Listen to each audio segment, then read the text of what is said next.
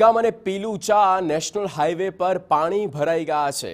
પીલુચાથી નગાણા વચ્ચે રસ્તામાં પાણીનો ભરાવો થયો છે। રસ્તા પર પાણી ભરાતા વાહન ચાલકોને હાલાકી પડી રહી છે।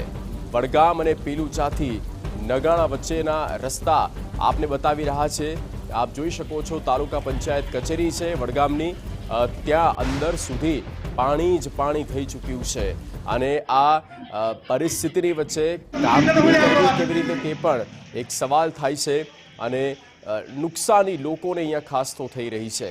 કચેરી હોય કે ઘરો હોય, નીચાણવાળા જે વિસ્તારો છે, કાચા પાકા મકાનો છે, રસ્તાઓ ખરાબ હોય, માટીવાળા રસ્તા, એ તમામ જગ્યા પર સ્થિતિ ખરાબ થતી જઈ રહી છે। વહીવટી જે કામ થવા જોઈએ તે પણ એ નથી થઈ રહ્યા।